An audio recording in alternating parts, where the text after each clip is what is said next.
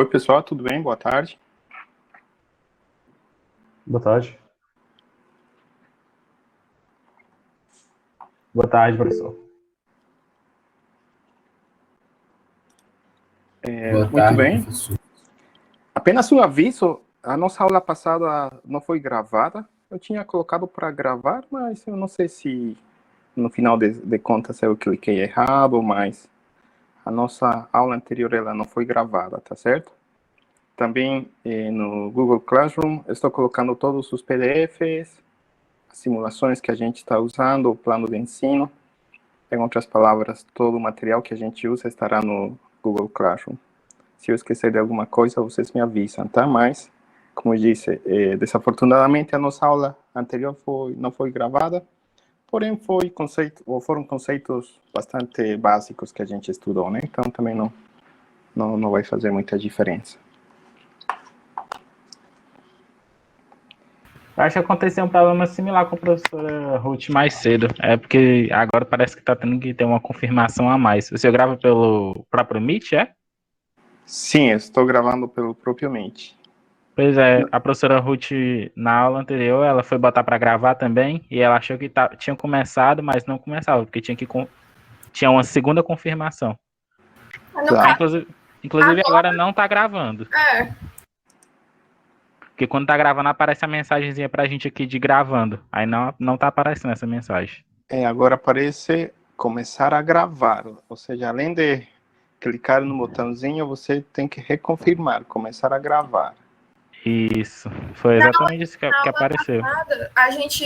O Militão tinha até visto, só que eu achava que se eu gravava pelo iPad, aí a gente nem se ligou. Pronto, agora apareceu que vai começar a gravar. Pronto, tá gravando agora, professor. Exatamente, depois de 3 reconfirmações, a aula está sendo gravada. Muito bem, o que vamos estudar na aula de hoje? Vamos continuar estudando algumas operações relacionadas com sinais.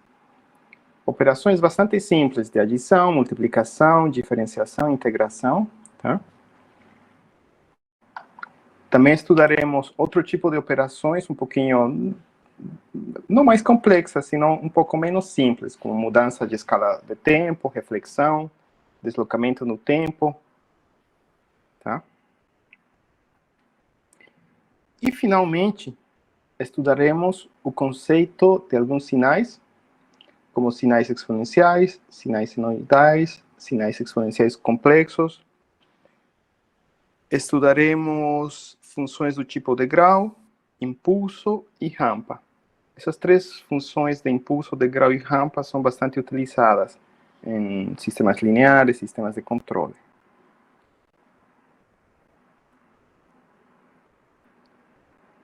Pronto. A primeira operação que a gente vai ver. Mudança de amplitude.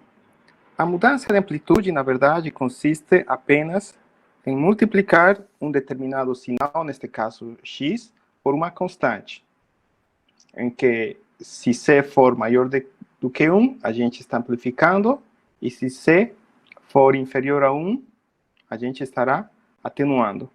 Essa operação de mudança de amplitude, ela é válida tanto para sistemas contínuos quanto para sistemas discretos. Exemplos de mudança de amplitude. Um amplificador. Em circuitos, vocês devem ter estudado amplificadores operacionais. Vocês calculavam o ganho dos resistores para poder amplificar ou atenuar. Tá? Adição. Então, adição ela é válida também para sinais contínuos e discretos. E o conceito é o mesmo que se vê desde a escola, tá certo? E com sinais, um exemplo de adição, poderíamos ter um misturador de áudio. São infinitos exemplos que a gente poderia procurar, mas como são definições bastante simples, vamos tentar passar de forma um pouquinho mais rápida e nos deter na parte mais interessante da matéria, da disciplina. Multiplicação. Então, o conceito de multiplicação também é válido para sistemas contínuos ou sinais contínuos, quanto para sinais discretos. No caso contínuo, um exemplo de multiplicação seria um sinal de rádio, onde o sinal x1 poderia ser o sinal de rádio e o sinal x2 é a onda portadora. Tá? Normalmente x1 e x2 são sinais que trabalham em diferentes frequências. Diferenciação. Um exemplo clássico de diferenciação a gente pode ver num circuito LC. Por exemplo, neste caso, y de t será o sinal x de t diferenciado, ou a derivada do sinal x de t. No caso de um circuito elétrico, a tensão nos terminais da bobina, por exemplo, de uma bobina L, é igual a quê? Ao valor da indutância vezes a variação da corrente com relação ao tempo. Um exemplo de diferenciação. No caso discreto, podemos utilizar o conceito de diferenciação? Será que é possível?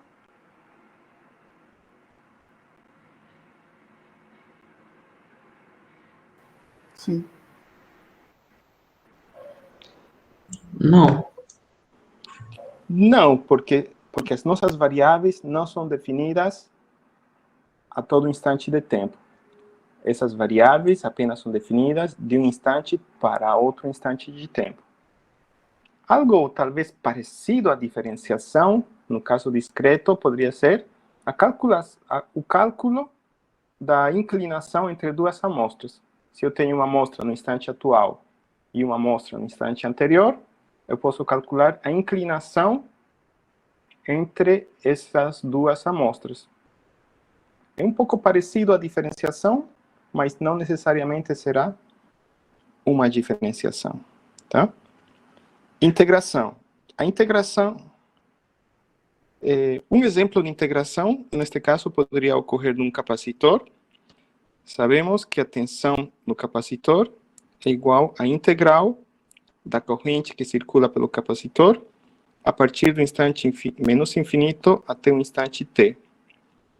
Vezes a corrente I de t, e essa integral deve ser realizada com relação à nossa variável, neste caso, tal.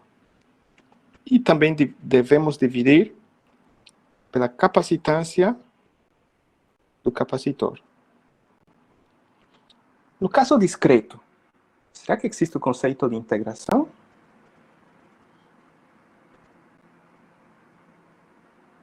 Ou um conceito parecido ao caso integrador? No caso discreto, eu não integro. Um conceito semelhante à integração, quem poderia dar um exemplo? Um somatório. Um somatório. Então, no caso discreto, existe um somatório. Porém, não é a mesma coisa do que integrar. Tá certo? Porque a gente não vai conseguir integrar funções, no caso discreto. Apenas somar valores discretos. Mudança de escala de tempo. O conceito de mudança de escala de tempo vamos a definir por meio dessa equação, em que temos y dt igual a x adt. Em que a constante adt define a nossa mudança de escala de tempo. A gente pode amplificar ou comprimir a informação. Por exemplo, se A for maior do que zero, y dt será um sinal amplificado ou comprimido de x dt, se A for maior do que zero? O maior, Depende, né?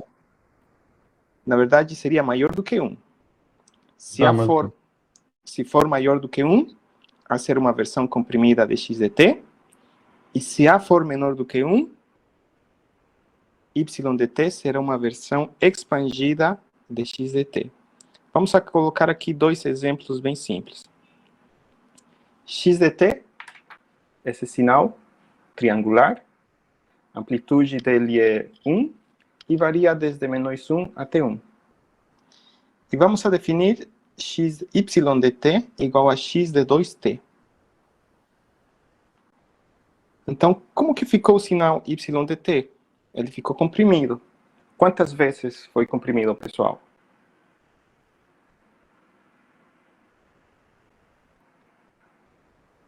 Quem poderia responder? Douglas? Você está com o microfone ligado?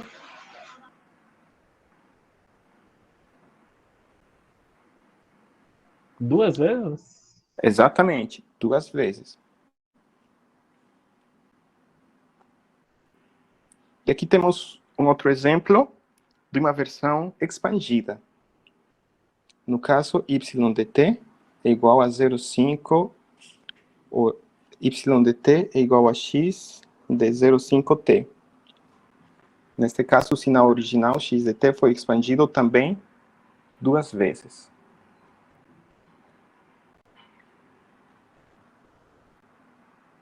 Dúvidas? Não? Pronto. Por que não interfere a amplitude? Apenas a variação do sinal. Tá. Estamos estudando algumas propriedades. Uma das propriedades foi a mudança de escala, de amplitude, ou mudança de amplitude diretamente, e a segunda propriedade seria a mudança de escala de tempo. Se você quiser mudar escala e amplitude, por exemplo, y de t deverá ser igual a uma amplitude A vezes x de A vezes t. Então, dessa forma, a gente muda a amplitude e a escala de tempo. Entendeu? Obrigado, professor.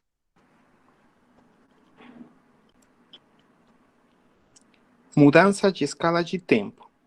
Então, no caso discreto, também podemos mudar a escala de tempo. Ou seja, y de t é igual a x de kn, em que k é um número maior do que 0, e a condição de k é que k seja um número inteiro.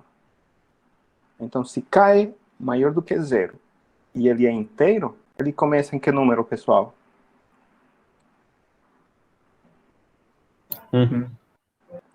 No número 1. 1, 2, 3, 4, 5, etc. Tá certo? Só que se k for igual a 1, a gente não estaria nem comprimindo nem expandindo. Então, seria mais lógico que comece a partir de 1. Então, eu vou colocar um exemplo. Aqui temos o sinal x de n. Neste caso, x de n é um sinal periódico e ele é um sinal par, certo? Periódico e sinal par.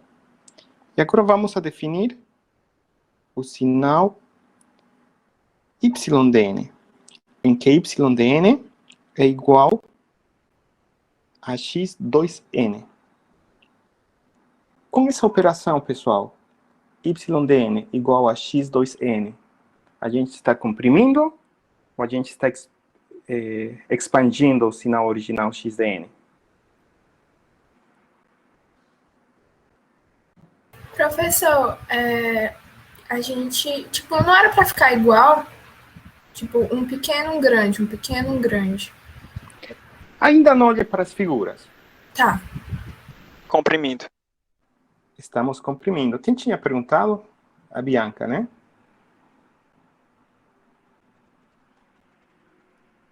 Então, estamos comprimindo. Antigamente, essa questão de comprimir na parte digital era uma novidade muito grande, porque quando você comprava um CD, o CD talvez ocupava, eu não lembro, 500 mega, 240, um número desse tamanho, para comportar 13, 14 músicas, 12 músicas, 10 músicas. Posteriormente, o que foi feito é comprimir comprimir para, no mesmo CD, caber já não 12 músicas, senão 200, 300, e foi comprimida e passada para o formato MP3, tá certo? Nesse processo de compressão, o que será que acontecia ou acontece? Eu acho que eu entendi porque não aparece o pulso menorzinho, é porque ele vai parar no 0,5, né? E a gente estudou na aula passada que quando você, tipo, acho que nesse caso de comprimir, quando ele vai parar num pulso que não é inteiro, aí eu não sei o que vai acontecer. Acho que não vai ler, eu não sei. Então, Perde a informação. a gente, muito bem, a gente perde informação, perdemos qualidade. Você vai perder qualidade de vídeo, você vai perder qualidade de som, você vai perder dados, porém, a essência do seu sinal permanece. Você vai perder a qualidade, mas você vai continuar enxergando uma pessoa, você vai continuar percebendo que é um som que você gosta, tá? Mas talvez não da mesma qualidade. Então, a gente vai perder informações. Neste caso, o sinal está sendo comprimido 2 vezes. Portanto, estamos perdendo que quantidade de informações, pessoal, neste exemplo? Metade? A metade da informação está sendo perdida. Aqueles sinais que a Bianca tinha reparado. Aqueles cuja amplitude é 0,5. Tá certo? Então, no caso contínuo, a gente não perde informações. Porém, no caso discreto, a gente vai perder informações se a gente for comprimir um sinal. Dúvidas?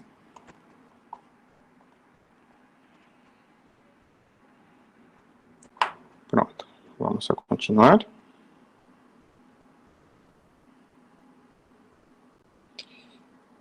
Reflexão.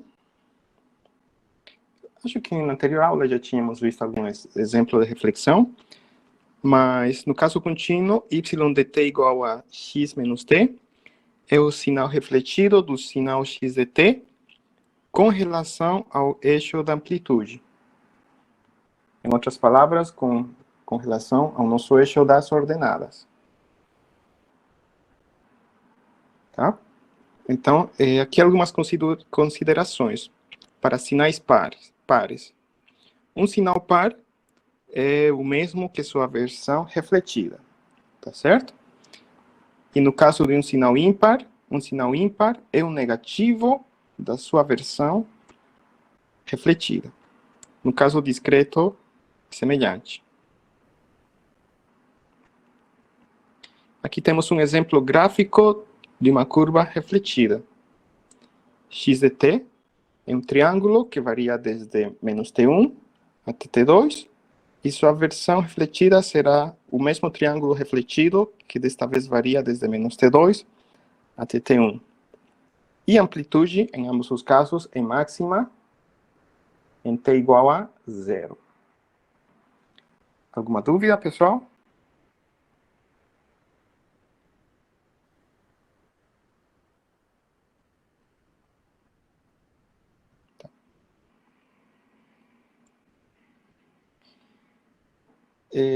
Depois, aqui tem outros exemplos para o caso discreto.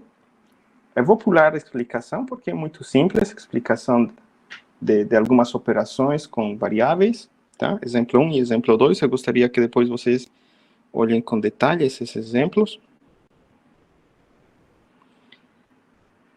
Outra propriedade de deslocamento no tempo. Neste caso, y de t é igual ao sinal x de t, deslocado no tempo t0. Tá? A minha pergunta é, se t0 for um sinal positivo, ou seja, t menos t0, por exemplo, t menos 2, y de t será a versão adiantada ou atrasada de x de t, pessoal?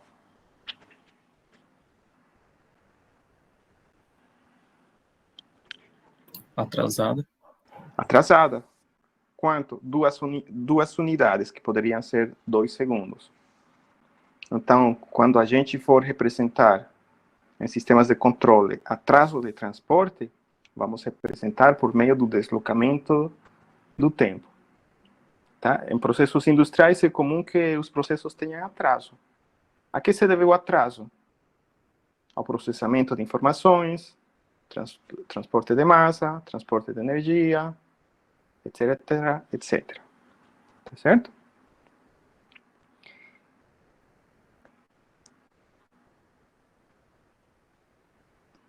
Aqui temos um exemplo de um sinal atrasado. X de t é um pulso que varia de -1 a 1. A amplitude desse pulso é unitária.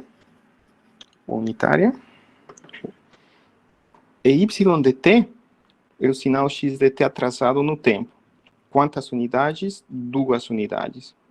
E aqui na figura inferior temos o sinal y de t, que foi deslocado no tempo à direita 2 unidades.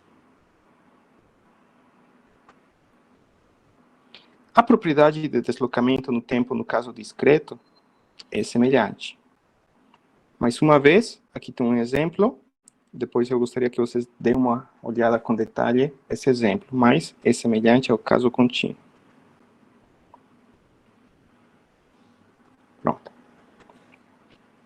Às vezes, existem várias operações a serem feitas no mesmo sinal. Neste caso particular, 2 operações. Nessa equação, pessoal, que operações vocês estão enxergando?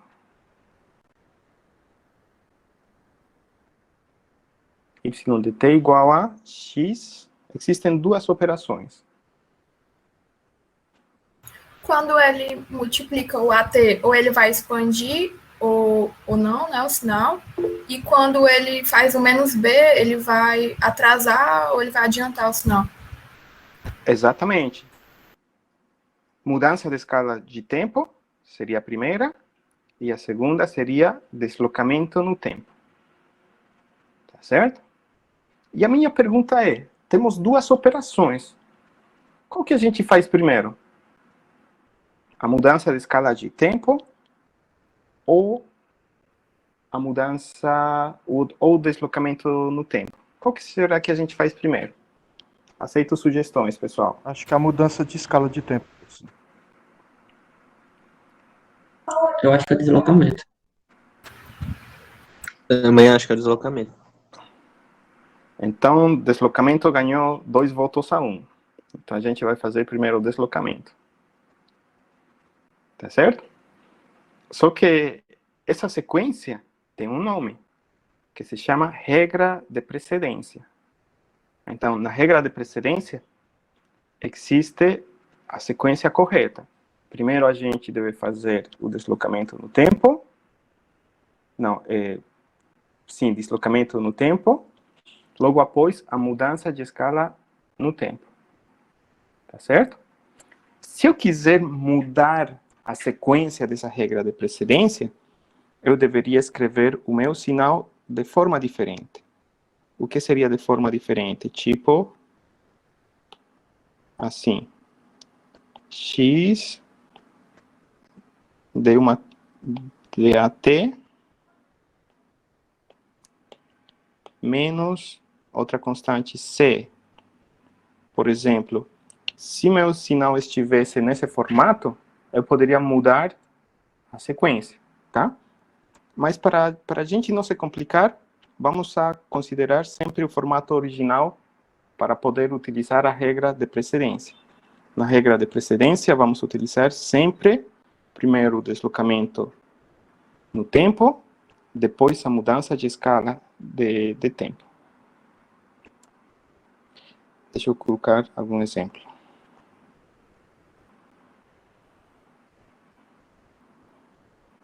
Muito bem.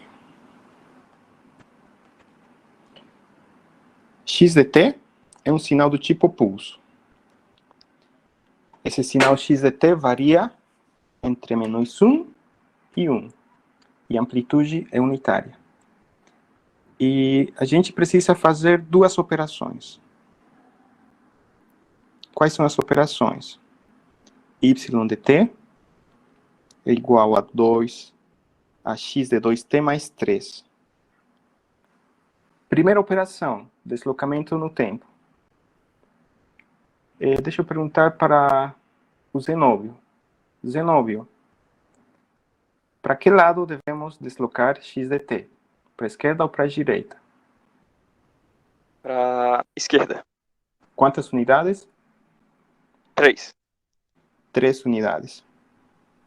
E esse novo sinal a gente pode chamar de VDT, se vocês quiserem. Tá? Então, esse sinal VDT é o sinal x de t deslocado para a esquerda 3 unidades. E, posteriormente, aplicamos a regra, a segunda etapa, que seria mudança de escala de tempo. Nessa mudança de escala de tempo, a gente vai comprimir ou expandir o sinal VDT, pessoal? Comprimir. Quantas vezes? 2. 2 vezes. Então, a solução está aqui do lado. Então, esse pulso foi comprimido 2 vezes. Ele variava de menos 4 a menos 2, agora ele varia de menos 2 a menos 1. Ou seja, y dt é igual ao sinal VDT comprimido 2 vezes. Dúvidas?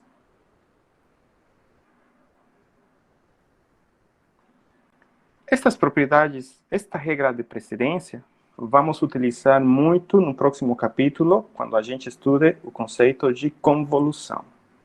Tá? Então, eu gostaria que vocês lembrem sempre de cabeça a sequência desta regra de precedência, já que a gente vai utilizar bastante.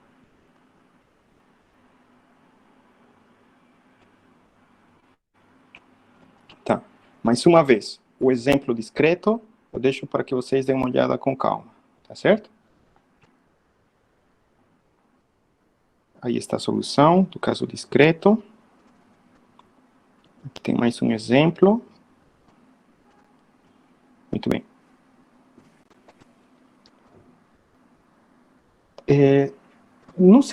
Na segunda parte da nossa aula de hoje, vamos estudar sinais exponenciais e vamos estudar funções do tipo de grau, impulso e rampa. Tá certo? Então, inicialmente, vamos a introduzir os sinais exponenciais de forma genérica. Qual é o formato de um sinal exponencial? Esse aí, no caso contínuo. É elevado a uma constante vezes t. Em que essa constante, ela pode ser real, ela pode ser imaginária, ou pode ser complexa. No caso, a gente representou de forma genérica, sigma mais j ômega vezes t. Além disso, a amplitude desse sinal exponencial pode ser real ou pode ser complexo. Tá certo? Nesse caso, de forma genérica, se eu quiser representar de forma genérica válida tanto para sistemas reais como para sistemas complexos, podemos utilizar essa notação. B elevado a J φ.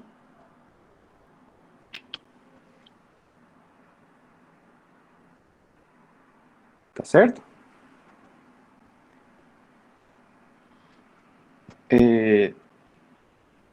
Na verdade, aqui a minha anotação está um pouquinho errada. Depois eu vou corrigir o slide. Tá? Mas, na verdade, aqui seria B vezes E elevado a J φ. Como eu disse, junto com o Roberto, estamos reformulando os nossos slides da disciplina e, às vezes, tem erros de digitação, tá? Na verdade, não seria B vezes o B elevado a J φ, seria B vezes E elevado a J φ, tá? Em que B seria o módulo da amplitude e E elevado a J φ seria o que, pessoal?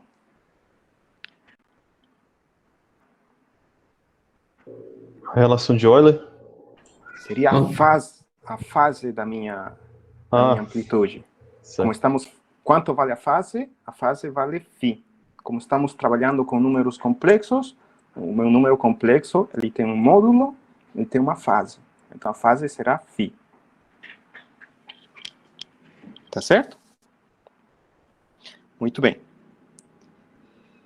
Inicialmente, vamos a considerar o caso de sistemas reais. No caso de sistemas reais, vamos a ter que este sinal é igual a B vezes E elevado a sigma T. Tá? E essa constante sigma, ela poderia ser positiva ou poderia ser negativa. Ou seja, sigma maior do que zero ou sigma menor do que zero. O que acontece com esse sinal exponencial se sigma for maior do que zero?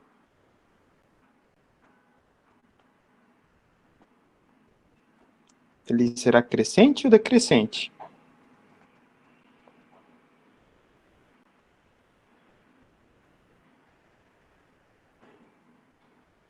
Crescente. Muito bem. Se sigma for maior do que zero, o sinal será crescente. Caso contrário, Decrescente. e se for igual a zero, Vai ser constante igual a 1. igual a B. Ah, perdão, caso. exato. Isso. Muito bem. Agora vamos a tentar extrapolar essa definição de sinal exponencial contínuo, que vocês já estudaram muito esse sinal em cálculo, em física, e vamos a tentar extrapolar para o caso discreto. Então, no caso discreto, para que o sistema seja real, vamos a ter esta notação. B vezes R elevado a N. Para encontrar uma equivalência entre o caso contínuo e o caso discreto, quanto deveria valer R, pessoal? Tem que ser o valor inteiro. Natural, perdão. Para que pelo menos nos instantes de tempo discretos, para que essas duas funções sejam iguais nos instantes de tempo discreto, quanto deveria valer R? Por exemplo, em n igual a 1, n igual a 2, ou em t igual a 1, t igual a 2, t igual a 3, t igual a 4, para valores inteiros de tempo, para que essas duas funções sejam iguais. É elevado a sigma? Exatamente. É elevado a sigma. Elevado a sigma. Tá certo? Muito bem.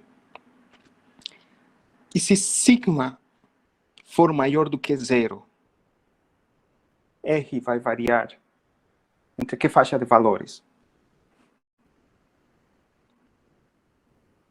Se sigma for maior do que zero, R vai variar entre que faixa de valores? B e infinito. Pode repetir, por favor?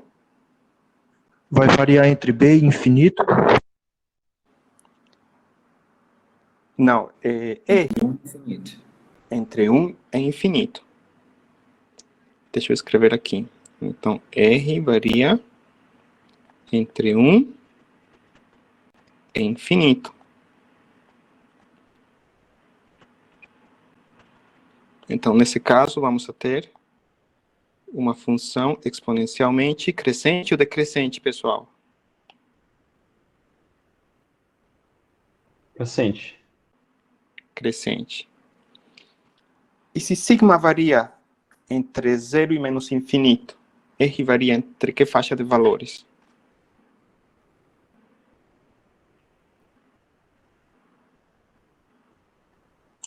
Zero e 1. Muito bem. Entre 0 e 1.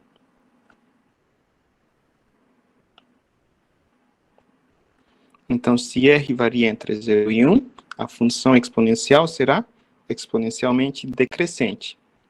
Só que aqui a curva é discreta, tá certo?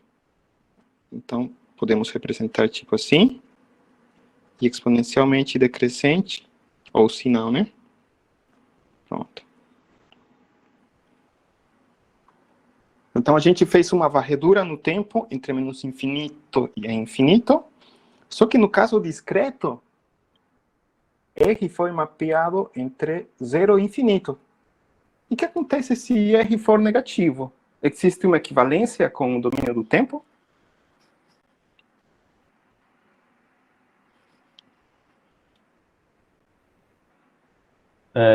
Acho que não, porque o E elevado a sigma não pode ser negativo, né? Exatamente. Não existe uma equivalência com sinais contínuos reais. Tá certo? Se o sinal contínuo for real, não existe uma equivalência. Agora vamos estudar o caso particular em que os sinais sejam complexos. Então vamos a reescrever o sinal x de t. X de t, se for complexo, será igual, como eu disse, será igual a b elevado a j'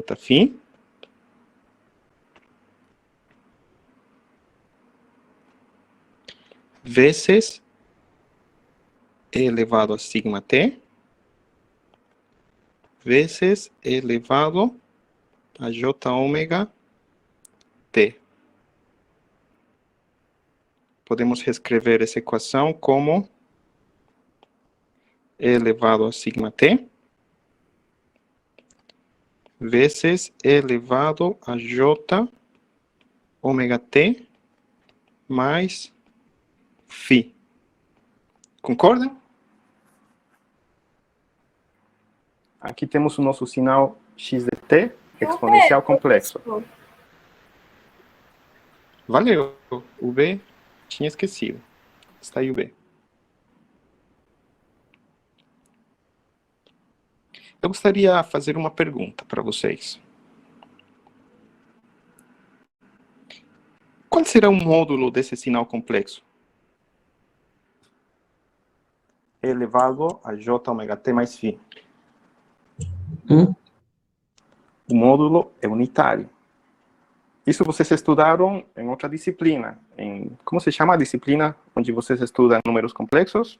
Variável complexa. Variável complexa. Exatamente. Então, o módulo dessa função será unitário. Muito bem. Só que essa função também ela pode ser representada no formato trigonométrico. O que seria formato trigonométrico? Seria b vezes e elevado a sigma t vezes o que, pessoal? Cosseno de ômega Cosseno t de... mais θ mais j seno de ômega t mais θ. Cosseno de ômega t mais φ mais j seno de ômega t mais φ. Então, aí temos no nosso formato trigonométrico. Ou seja, vamos a ter no nosso sinal duas componentes. Uma componente exponencial e outra componente senoidal. Tá certo?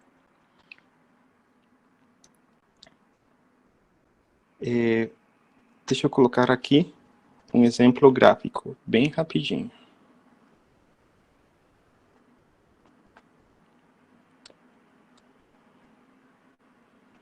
Esse sinal x de t, como vimos no anterior exemplo, se fosse apenas um sinal real, ou seja, se φ e ômega fossem igual a zero, e sigma fosse negativo, esse sinal seria um sinal exponencial decrescente. Tá certo? Mas, se ômega for igual ou diferente de zero, vamos a ter o quê? Vamos a ter essas componentes senoidais. E a gente vai pegar, neste exemplo, apenas a parte real, tá? Dá para fazer a mesma análise com a parte imaginária. quem seria a parte real? O cosseno. Vamos a pegar apenas o cosseno. O cosseno, pessoal, ele pode variar entre que faixa de valores?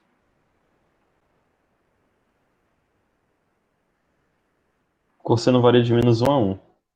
Então, de -1 a 1. Então, essa função exponencial, no limite superior, será multiplicado pelo valor unitário, e no limite inferior, será multiplicado por -1.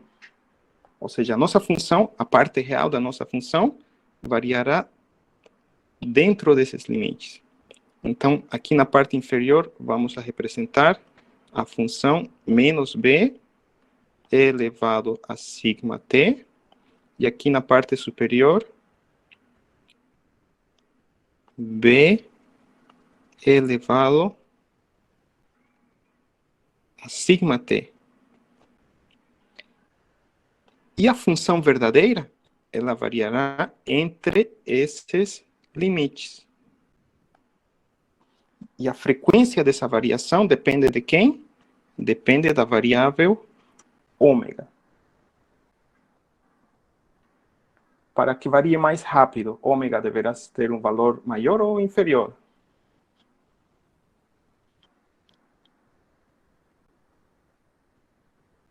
Maior. Cada frequência. Maior. Exatamente. E φ vai fazer o que, o φ? Vai deslocar no tempo. Sim, vai deslocar no tempo. Mas os limites, vocês como chamam esses limites? Curvas envoltórias, é isso? Isso, o envoltório, o envelope, né? O envoltor. Esse envelope, ele não muda conforme variamos φ. Tá certo? Então, esse envoltório não muda em função de ômega, também não muda em função de φ. O único parâmetro que varia esse limite seria o parâmetro sigma. Tá? Então, sigma que vai definir a velocidade de convergência. Se vai convergir rápido ou vai convergir devagar. Dúvidas, pessoal? Até agora não. Tá. Então, a mesma análise dá para fazer no caso discreto. Tá? Que, no caso, a gente meio que vai pular o caso discreto. E o caso discreto vamos ver mais na simulação, na verdade, para que fique mais simples de ser entendido. Tá? Professor, Oi. se o sigma for entre 0 e 1, vai mudar, não vai não? Não, o que estou dizendo que sigma que vai mudar o limite. Ou seja, o sigma vai definir se esse limite vai ser decrescente ou vai ser crescente. Tá certo? Ah, agora entendi. Obrigado. De nada. Então, eu vou compartilhar aqui uma simulação realizada no GeoGebra, tá certo? É uma simulação para funções exponenciais em que temos, de forma paralela, o sinal no domínio do tempo discreto, o sinal no domínio do tempo contínuo. O que mais temos aqui? Temos o valor de R no formato polar e o valor de R no formato retangular. Agora eu vou compartilhar aqui a minha tela para mostrar a simulação. Só um instante.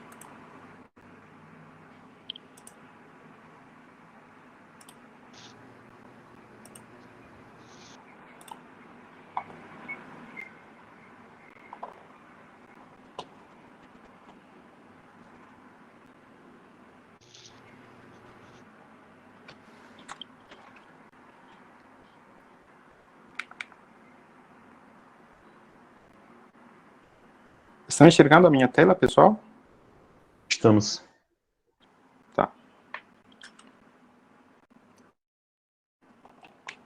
Então, esse é um exemplo de uma função exponencial em que posso variar sigma, eu posso variar ômega e posso variar φ, que seria a fase. Tá? Então, para estudar apenas funções exponenciais reais, eu vou deixar ômega zero e φ igual a zero. Então, se sigma for negativo, então vamos ter uma função exponencial decrescente. Para acelerar a resposta, a gente aumenta ou diminui o valor de sigma? Para aumentar a velocidade de convergência. Diminui, professor. Muito bem, a gente diminui. Aqui sigma é negativo, negativo. Vamos a colocar sigma igual a zero. Com sigma igual a zero, temos uma constante. A amplitude desse sinal é 10. E se sigma for maior do que zero, o sistema será instável. Tá? Então, paralelamente, temos aqui os valores de sigma e os valores de R. Quando sigma vale menos 0,27, podemos ver que R vale 0,76. Quando sigma vale igual a zero, quanto vale R?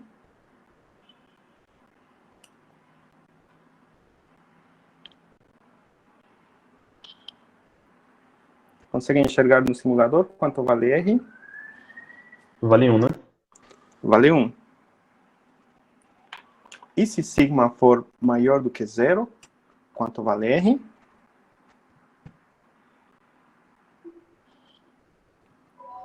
Maior do que 1. É, maior do que 1. E neste exemplo particular, 1,06. Pronto. Agora vamos incluir a variável complexa, ômega, a frequência. O que acontece quando aumentamos ômega, pessoal?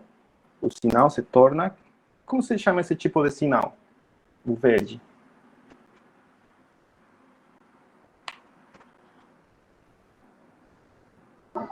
Amortecido. Exponencialmente amortecido. Tá certo? Então, o sinal pode ser exponencialmente amortecido crescente ou exponencialmente amortecido decrescente.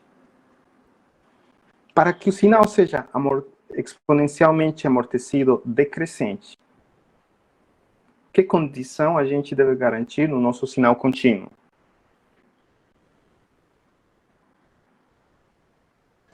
Que sigma seja menor do que zero. Muito bem, sigma menor do que zero. E no caso discreto?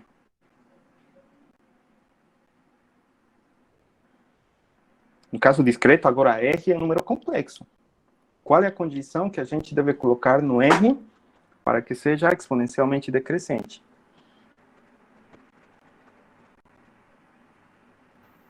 R menor do que 1. Se fosse real, sim, mas discreto ou complexo? Módulo de R igual a 1. Módulo de R inferior a 1. Se o módulo de R for inferior a 1, no caso discreto, o sinal será exponencialmente decrescente.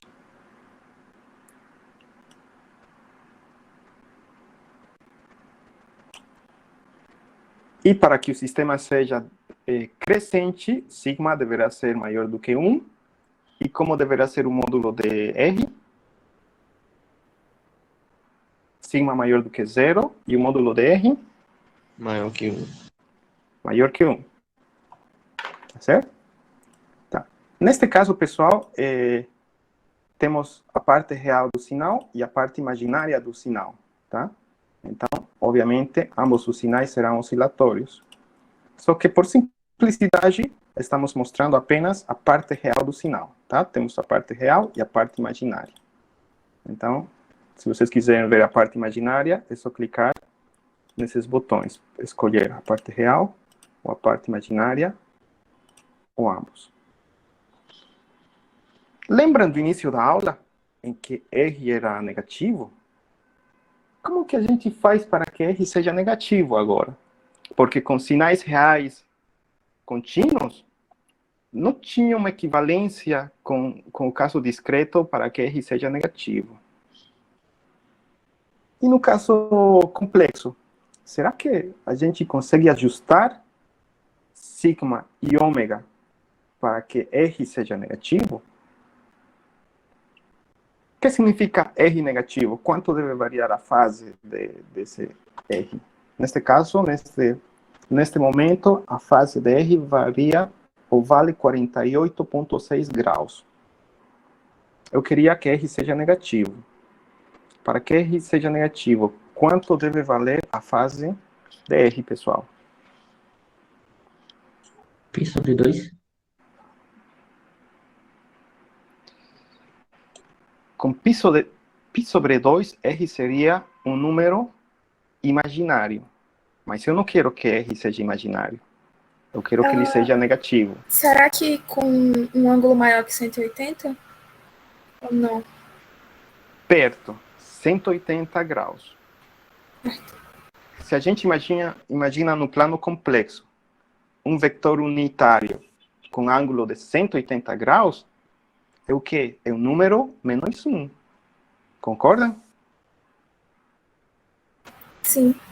Então, a gente deverá ajustar ômega de forma tal que a fase do R seja menos 1. Então, deixa eu ajustar ômega até a fase de R ser igual a menos 1.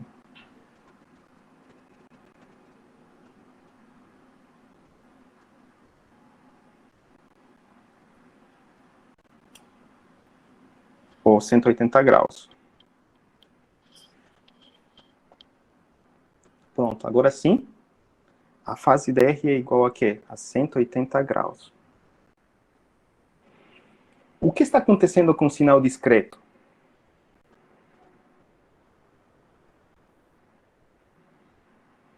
Ela tem essa característica senoidal? Não, só exponencial. Ele perdeu muita informação que a gente não consegue enxergar a característica exponencial. Porém, varia de um número positivo para um número negativo. De um número positivo para um número negativo. Percebem isso? Sim. Tá? Olha, o que acontece se mudarmos a fase? Muito bem. Neste caso particular,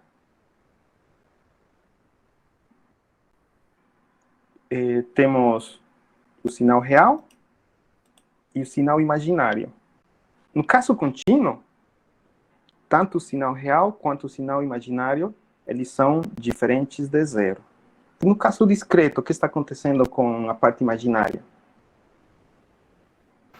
Tá toda sobre o eixo X.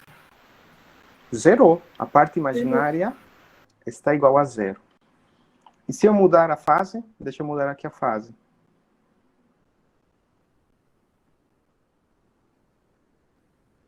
Pronto, eu mudei a fase. Agora a parte imaginária está no valor máximo.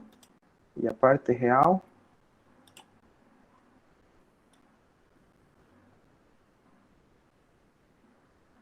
Pronto.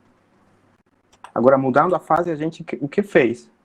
Colocamos apenas parte imaginária no sinal discreto. Tá certo? Eu passei esse link para vocês, depois vocês podem brincar com funções exponenciais contínuas e discretas. Dúvidas, pessoal?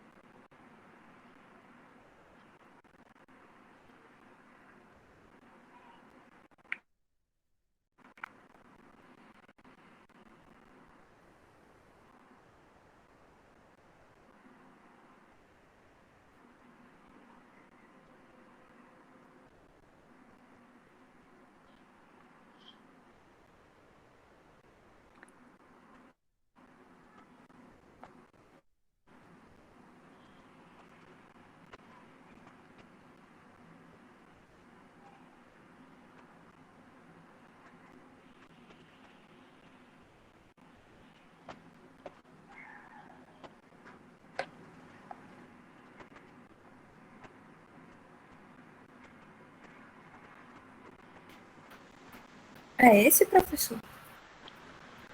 Não era outro slide? Ah, tá aí. Recuperei o slide da terceira aula.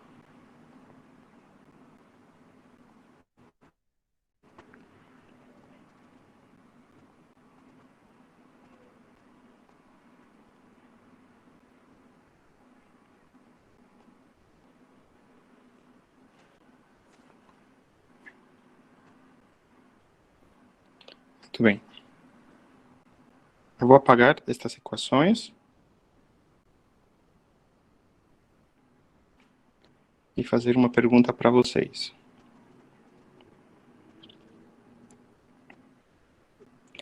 O sinal RDN igual a menos 0,5 elevado a n. Vai ter que formato, pessoal?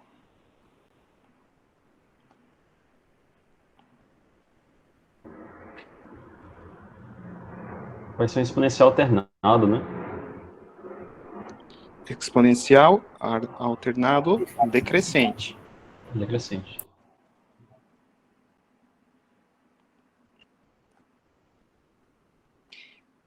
Esse sinal tem uma equivalência com sinais do tempo contínuo. Se o sinal for do tempo contínuo real, não tem. Apenas com sinais de tempo contínuo discretos ou complexos. Tá? Por quê? Porque apenas tem uma equivalência com sinais contínuos complexos? Porque a exponencial só pode ser positiva ou negativa, dependendo da constante que colocar antes. Não pode ser os dois. Exato. E para representar um sinal com essas características, no caso contínuo, a gente foi variando a frequência, ômega. Alguém lembra com que valor de ômega o sinal RDN ficou com a fase de 180 graus?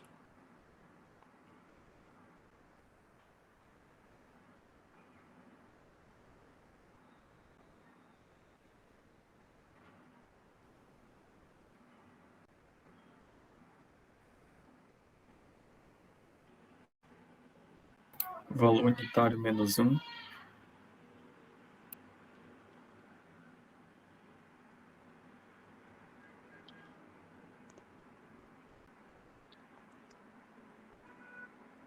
Deixa eu reformular a minha pergunta.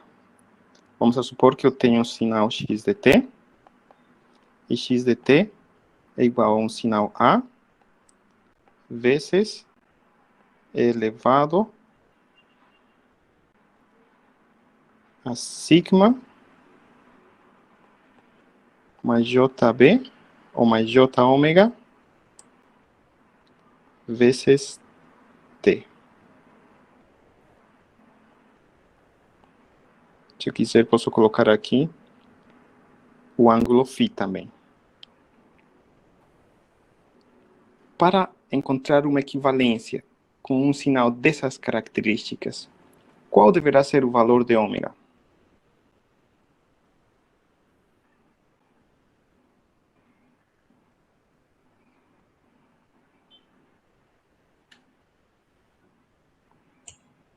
Pi. 180.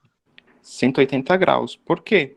Porque este sinal é igual a A vezes elevado a sigma t vezes cosseno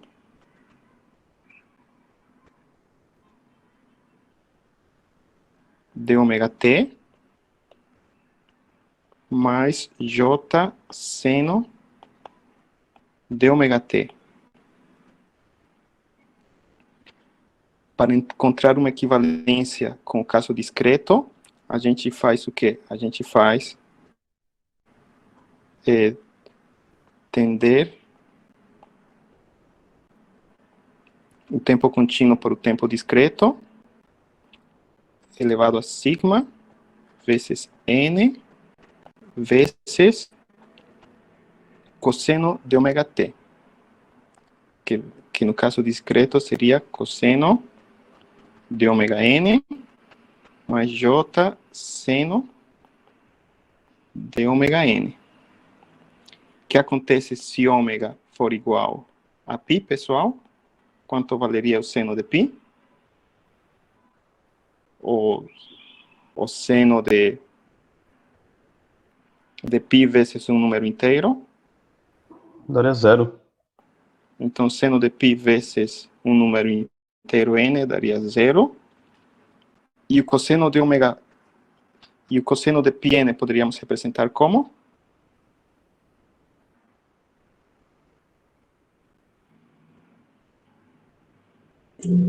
Menos 1 elevado a n, né?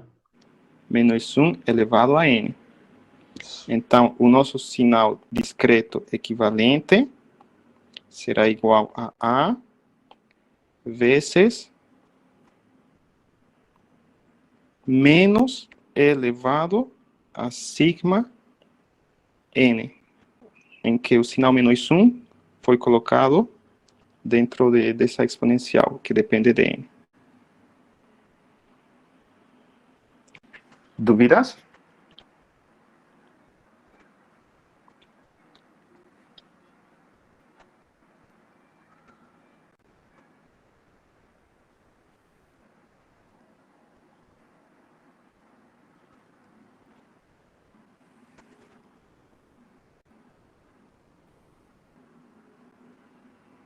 Se não tiverem dúvidas, vamos a continuar estudando.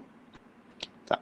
Aqui nos slides está passo a passo, pessoal. Inicialmente, o estudo de sinais reais. Aqui temos um sinal exponencialmente decrescente e um sinal exponencialmente decrescente. Sigma foi chamado de A. No primeiro exemplo, A vale menos 6. E no segundo exemplo, A vale 5. Ou seja, A vale negativo e no segundo B positivo, por isso o sinal exponencialmente crescente e decrescente. Em que tipo de circuitos podemos ter sinais exponencialmente decrescentes? Num circuito RC, porque a energia armazenada no capacitor, ela pode ser dissipada de forma exponencial aonde? No resistor. Exatamente. Dessa forma, a tensão no capacitor será um sinal exponencialmente decrescente. Essa constante RC a gente chama de quê? Constante de tempo. Se a constante de tempo for grande, o sinal vai decrescer de forma rápida ou lenta?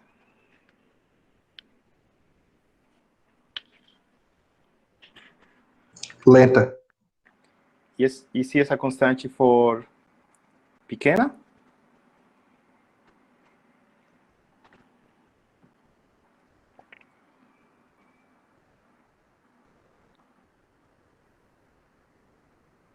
De forma rápida. Em circuitos elétricos, normalmente essas constantes de tempo estão na faixa de milissegundos, microsegundos. Em processos térmicos, a constante de tempo pode variar entre horas, minutos, dias. Tá? Também a gente estudou sinais exponenciais discretos, crescentes e decrescentes. Vimos que para que seja decrescente, R deve variar na faixa de 0 e 1. E para que seja crescente, o sinal deve ser superior a 1. O que acontece quando R é inferior a 0? A gente viu que o sinal exponencial discreto, ele terá variações entre positivo e negativo. Ele variará de forma alternada. Se R for inferior a menos 1, o sinal será exponencialmente crescente de forma alternada. E se R varia entre 0 e menos 1, o sinal será exponencialmente decrescente de forma alternada. Tá? Isso podem verificar no simulador, mais uma vez.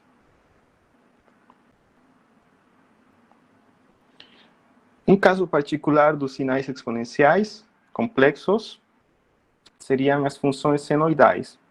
Para a gente ter funções senoidais, quanto deve variar o sigma do nosso sinal exponencial?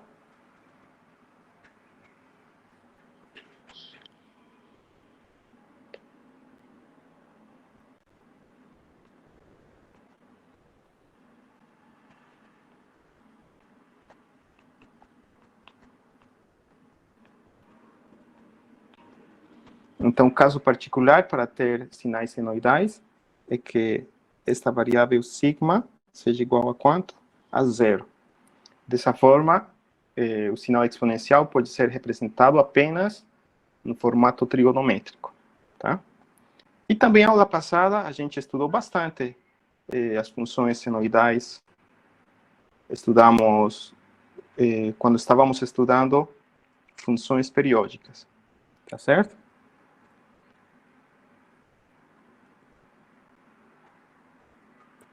Um exemplo onde a gente poderia ter funções senoidais é um circuito LC. Por quê? Porque esses circuitos, eles não armazenam energia. Se o capacitor estiver inicialmente carregado, ele vai jogar energia para a bobina, e da bobina volta para o capacitor. Então, tipo ping-pong, né? A corrente vai oscilando entre um lado e outro lado.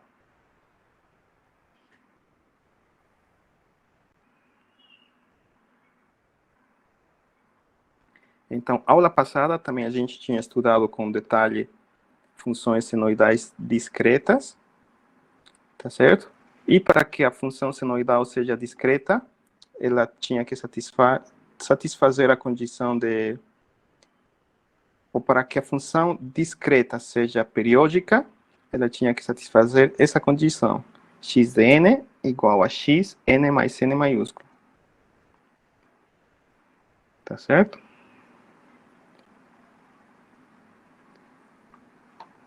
Aqui temos um exemplo de função senoidal discreta. Vários exemplos, depois vocês olham com calma. Na aula passada a gente já tinha visto vários outros exemplos. Mas de todas formas, para relembrar rapidinho, eu gostaria que vocês me ajudem a calcular o período destas funções senoidais discretas. São 4 funções senoidais discretas. 1, 2, 3, 4. Qual será o período dessas funções senoidais discretas, pessoal? Se forem periódicas, né? Será que todas são periódicas?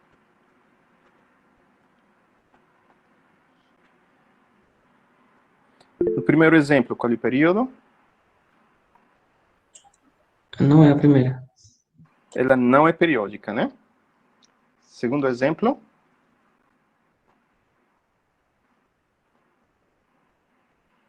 Creio que 1 resolve.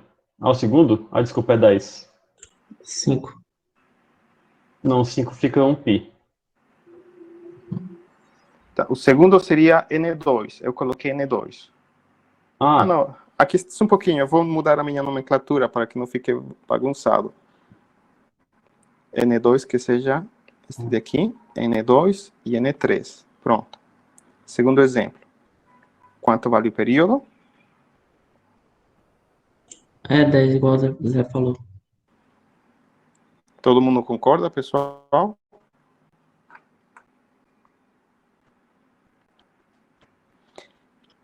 Como verificamos que o período é 10? De forma simples. 0,2 vezes π vezes n deverá ser igual a 2π vezes um número inteiro k. O menor valor de n e k que satisfaz essa igualdade será o valor do nosso período n. Tá? Vamos a colocar, se n for igual a 10, vamos a ter o quê?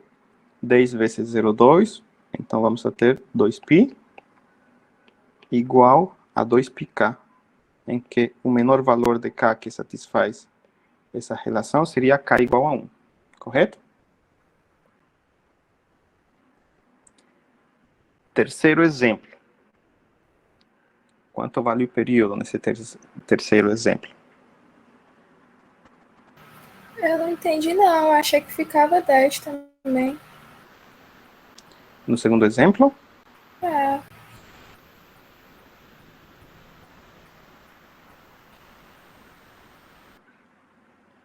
Mais sugestões para o segundo exemplo? O segundo seria o x3, professor? Vamos a colocar a nossa equação. 6π vezes n igual a 2π K. vezes k. Qual é o valor inferior de n e k que satisfazem essa relação? N igual a 1, K igual a 3. Exatamente. N igual a 1, k igual a 3. Portanto, nossa solução será n igual a 1.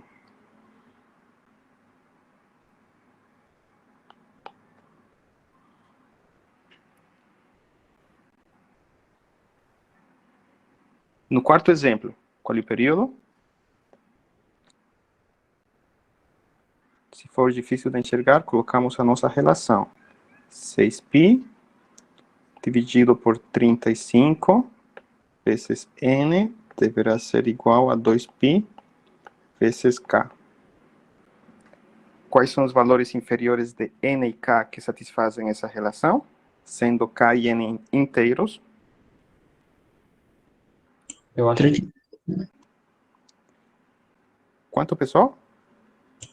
35 em 1. 35 e 3, né? 3, isso. Isso. Então, o período é 35.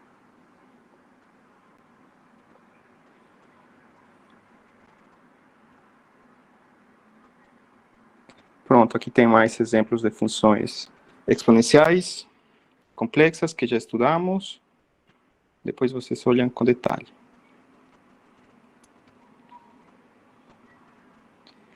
Aqui temos um exemplo exponencial discreto em que ele é representado da seguinte forma. E elevado a j ômega n. Neste caso, n varia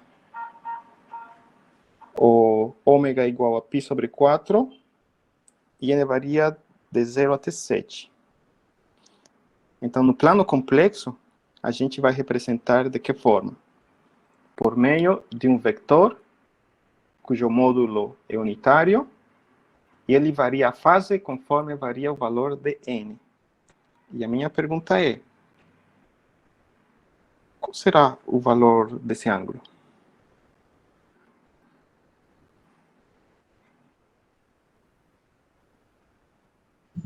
Π sobre 4. Π sobre 4. Por quê? Porque ômega vale π sobre 4. Tá? Então, a gente vai ter um vetor que ele fica rotacionando no plano complexo. O módulo dele é unitário, apenas mudando o valor do tempo, estaríamos variando o valor da fase desse nosso vetor. Tá? Que de forma trigonométrica, a gente teria o quê? Uma função senoidal, com parte real e parte imaginária, ou seja, cosseno e seno. Utilizando a soma de um cosseno mais um j seno de outra função, a gente consegue representar essa função no domínio do plano complexo. Tá certo?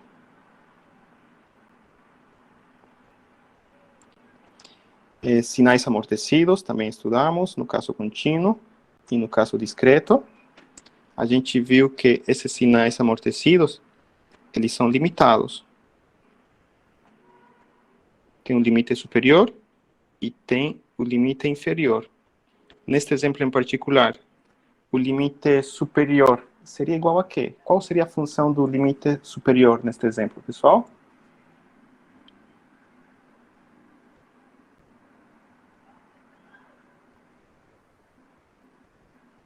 60 elevado a menos t.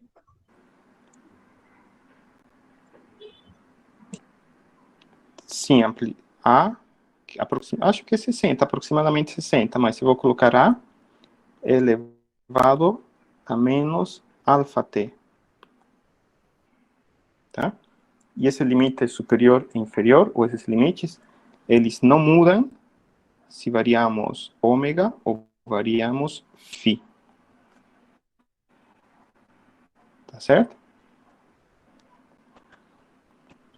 No caso de circuitos elétricos, sinais senoidais exponencialmente amortecidos podem ser obtidos com circuitos RLC. Nesse tipo de circuitos, podemos ter sinais exponenciais e amortecidos.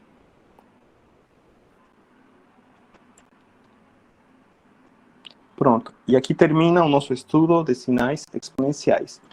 Dúvidas, pessoal?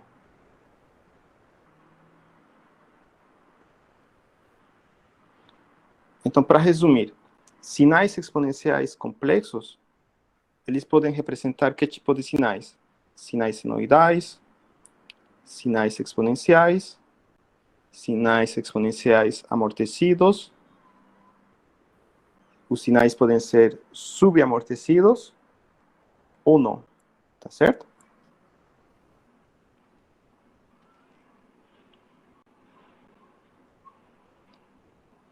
Antes de passar para as outras funções, alguma dúvida sobre os sinais exponenciais?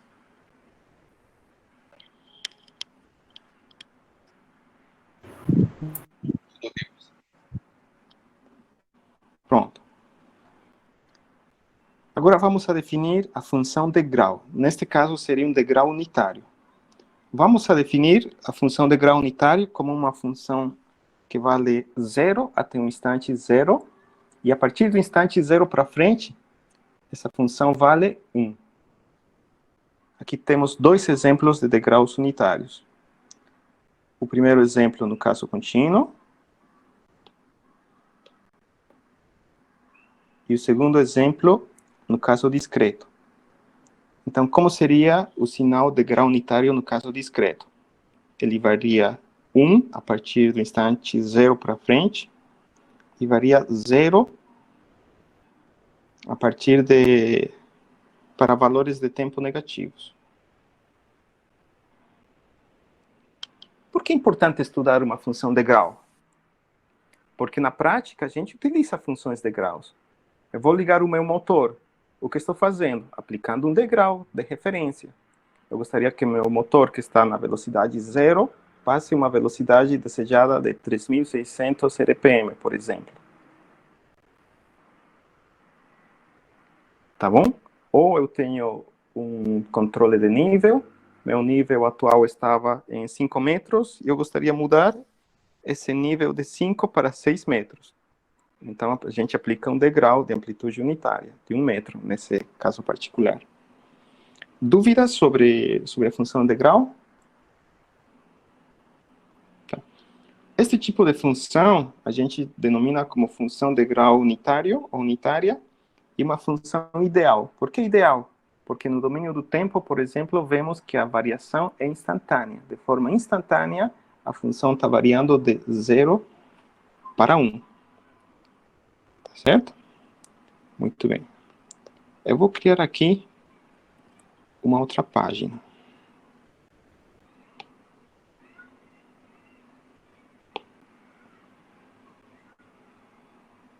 Eu vou colocar um exemplo de um sinal do tipo de grau que não é ideal. O que aconteceria se o degrau não fosse ideal? Ele teria este formato. Aqui temos o eixo X, o eixo Y. E se meu degrau não fosse ideal, ele teria uma faixa para poder atingir o objetivo. Vamos a colocar que a amplitude desse meu degrau vale 1. E vamos a supor que ele varia desde o instante menos t sobre 2, eu vou chamar,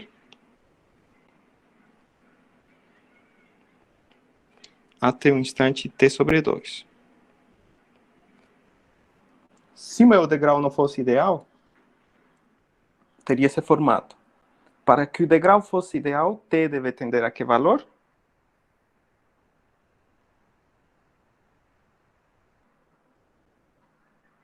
A 0. Certo? Muito bem.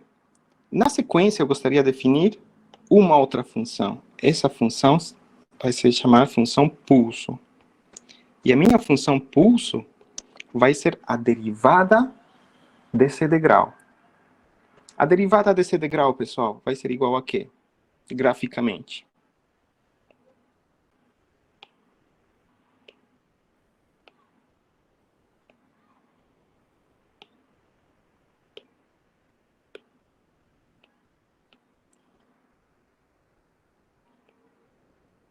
Outro degrau, né?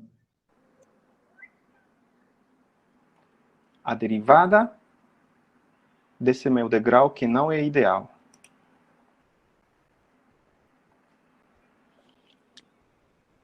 Vamos por faixas. Entre menos infinito e menos t sobre 2. Qual será a derivada do meu degrau não ideal? 0. Muito 0. bem. Exato.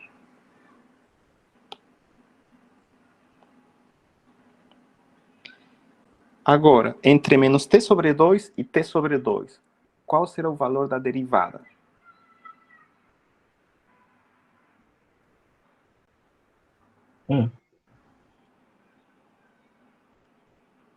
Quase. Não é 1. O que é derivada? A derivada é a inclinação da curva. Então, o Luiz Felipe respondeu, 1 sobre t? Sim.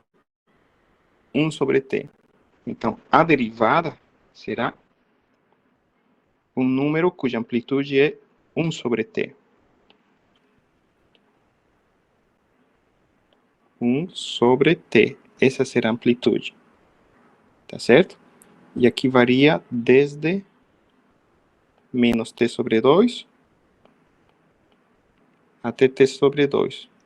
E a partir do instante t sobre 2 até o infinito, vale quanto? 0.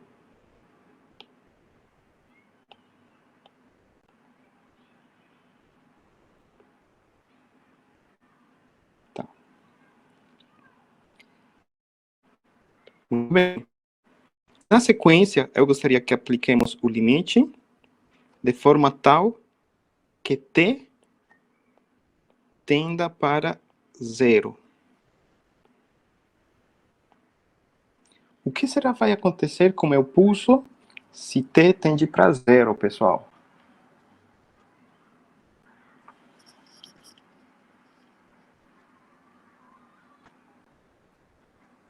Essa subida vai ficar bem pequenininha, só um tracinho. Amplitude, quanto vale a amplitude do meu pulso? Ela vale 1 sobre t. 1 sobre t. E se t tender para 0, a amplitude vai para que valor? Vai lá para cima, lá para o infinito. Para o infinito. Que interessante.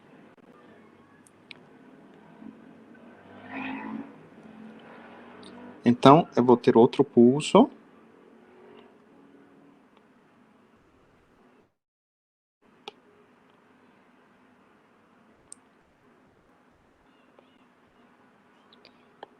Só que esse meu pulso eu vou denominar de impulso.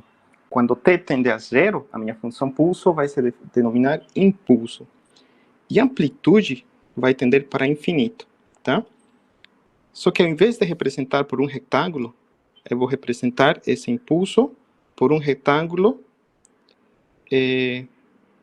cujo lado inferior ele vai tender a 0. Tá certo? Muito bem. Para continuar, qual será a área do meu pulso? Qual é a área desse pulso, pessoal? Alguma coisa me diz que dá 1. Quanto vale a área desse pulso? Unidade de área. 1. Como podemos determinar a área desse impulso? Utilizando a integral. Se eu integro o pulso, o resultado da integral será 1. Agora, o impulso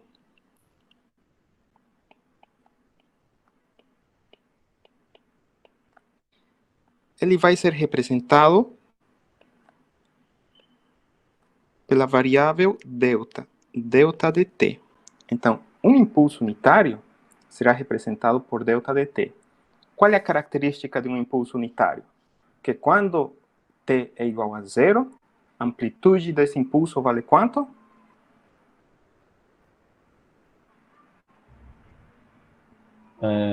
Tende a infinito, né? Infinito. A amplitude do impulso tende para o infinito. E se eu calcular a integral do impulso entre menos infinito e infinito, quanto vale?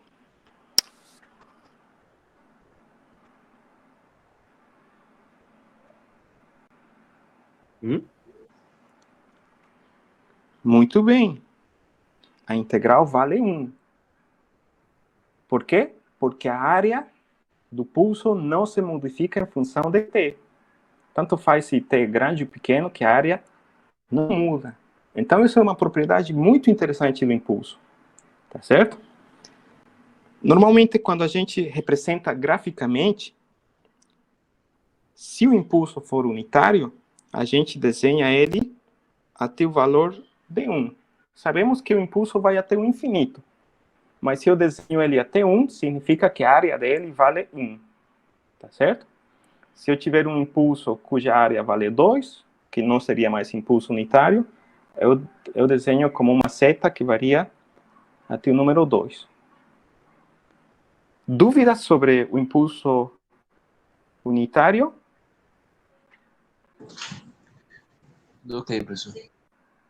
Tá. Fisicamente, é impossível aplicar um impulso a um motor, a uma máquina, a qualquer máquina. Por quê? Porque a gente não vai ter um atuador cuja amplitude, cuja energia, cuja amplitude seja infinita. Na prática, se a gente quiser aplicar um impulso unitário, o que a gente faz? A gente aplica um pulso cuja área seja unitária, ou seja, a gente não consegue com que t seja 0, mas tendo um valor bastante pequeno, tipo 0,1, já poderíamos ter uma resposta ao impulso, por exemplo, se a gente quiser calcular ou determinar a resposta ao impulso.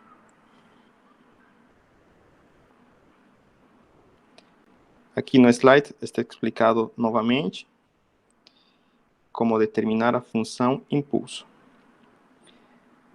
No caso discreto, como vamos a representar uma função impulso no caso discreto?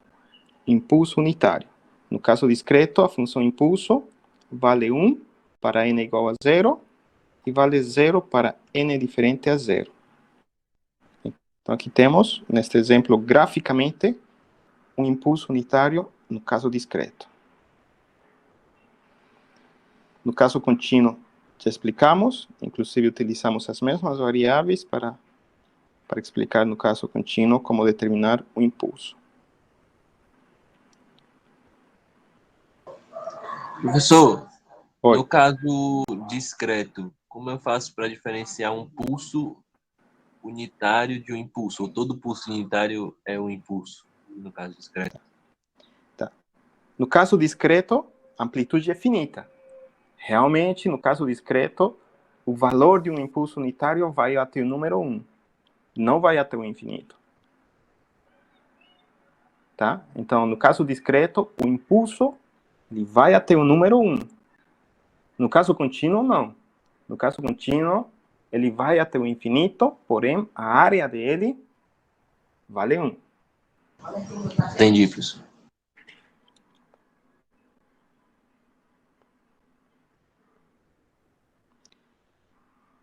Propriedades. Um impulso satisfaz essa condição. Que condição é essa aí, pessoal? Reflexão. A condição de um sinal par, de um sinal ímpar. Par. Par. Então, o impulso será um sinal par. Par. Tá. Outra propriedade. Muito importante, aliás. O impulso satisfaz a propriedade de peneiramento. Peneiramento. O que seria a propriedade de peneiramento? Se eu tenho um impulso multiplicado por uma amplitude A e determinamos a integral do impulso, então a solução dessa integral será o valor da constante A. Se A for igual a 1, a integral do impulso dará o número 1, igual a 1. Segunda propriedade. Se eu tenho a função impulso, e além disso, o impulso está deslocado no tempo, vamos a ter o quê? Assim, além disso, essa função impulso está multiplicada por qualquer outra função, neste caso, a função ax de t, a integral que varia de menos infinito a infinito será igual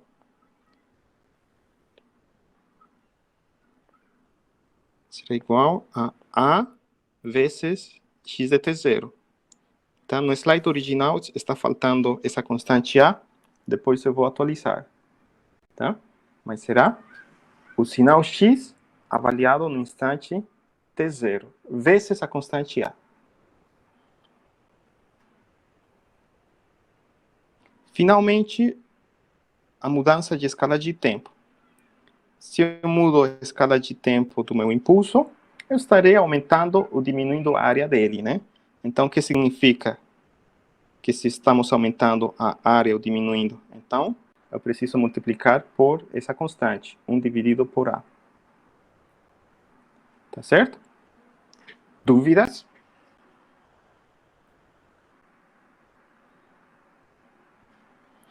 A primeira propriedade de peneiramento ficou clara para vocês? O porquê a solução é A? Você pode repetir só mais uma vez, professor, por favor? Tá. A propriedade de peneiramento?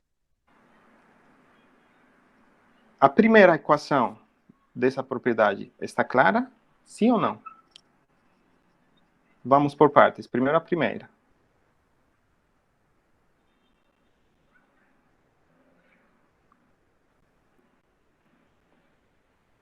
A integral do impulso vale 1. Sim, porque quando o limite do delta de t tende ao infinito vai ficar 1, aí 1 multiplica por A ficar isso. Como A é uma constante, ela poderia sair da onde? Da integral. A integral do impulso vale 1, 1 vezes A, dá A, correto? Sim. A segunda propriedade do peneiramento. Ficou clara ou não? Sim, sim.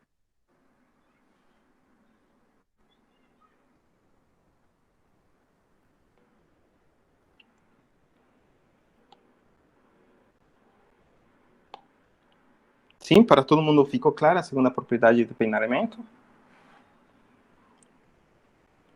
E por que será a solução é x de t0 vezes A? Por que será, né? Como será foi calculado?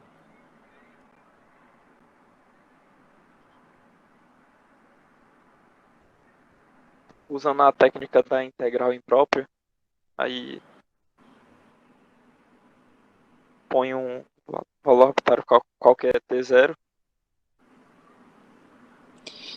Deixa eu fazer aqui uma demonstração bem simples.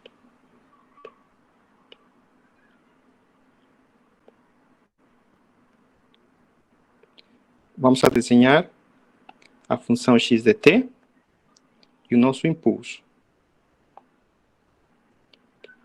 X de t é um sinal qualquer. E o nosso impulso, ele está aqui no instante t0. Portanto, ele é denominado como ΔT menos T0. Aqui temos x de t. Aqui o tempo e aqui o tempo. Se multiplicamos x de t vezes esse impulso deslocado no tempo, o que vai acontecer como resultado dessa multiplicação? Por exemplo, entre menos infinito e t0 menos, qual será o resultado da multiplicação dessas duas funções? 0. Muito bem.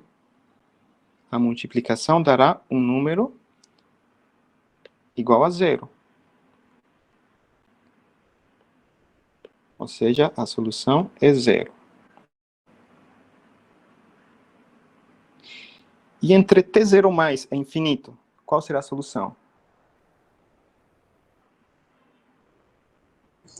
Também 0. Também 0. O único instante em que o resultado dessa multiplicação não é 0 é quando? Quando t é igual a 0. Quando t é igual a 0, quanto vale, ou quando t é igual a t0? Quando t é igual a t0, quanto vale x de t? X de t0. X é t0. X de t0 vezes delta de t menos t0 dá o quê? X de t0. Dá x de t0. Aqui multiplica 1. Isso. Vezes delta de t menos t0. Ou seja, x de t se transformou numa constante. Nesse caso, x é t0. Qual é a integral de um impulso? É 1.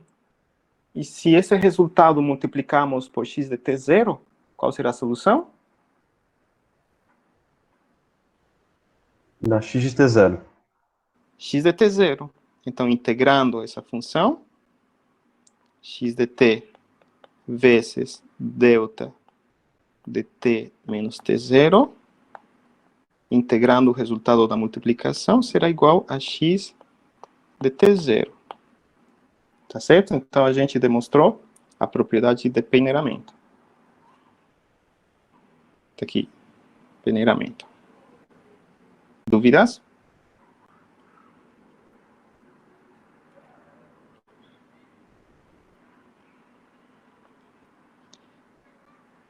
Função rampa. A função rampa seria uma função cuja inclinação é unitária para instantes de tempo positivos, e essa função vale 0 para tempo negativo. Tá? Aí temos uma rampa unitária para o caso discreto. Matematicamente, representamos por meio dessa relação a rampa unitária contínua.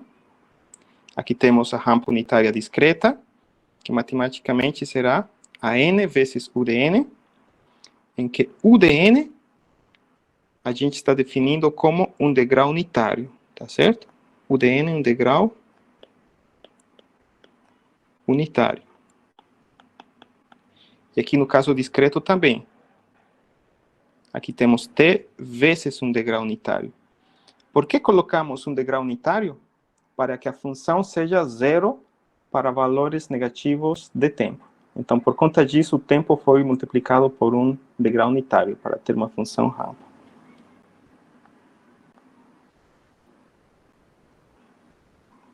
Pronto. E finalizamos a nossa aula de hoje. Em anteriores semestres, eu passava esta tarefinha, que era um sinal de pulso triangular, é descrito na figura ao lado, esboce y de t, considerando t1 igual a 1 e t2 igual a 2. Então, no caso, y de t inicialmente era igual a x de 3t, e aqui temos diferentes casos, tá? Eu gostaria que vocês treinem, eu não vou passar como tarefa, vocês não precisam entregar, mas eu gostaria que vocês treinem e apliquem a propriedade de peneiramento para determinar o sinal y de t. Podem determinar de forma gráfica mesmo, tá? E no hiking existem outros problemas que vocês podem treinar. Dúvidas sobre a aula de hoje?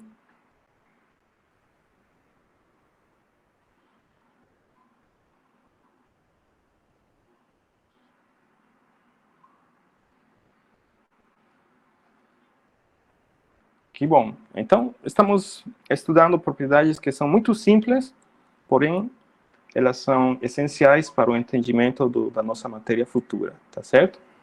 Então, muito obrigado, e a nossa próxima aula será na terça-feira, na próxima terça-feira. Pronto, até terça, professor. Valeu, professor. Até a próxima. Tchau, pessoal. Até mais, professor. Final de semana. Boa tarde. Tchau, tchau. Bom final de semana. Valeu, pessoal. Lembra de parar de gravar, professor. Pronto, a gravação foi interrompida. Tchau, tchau. Valeu, pessoal. Obrigado, Valeu. professor. Até mais.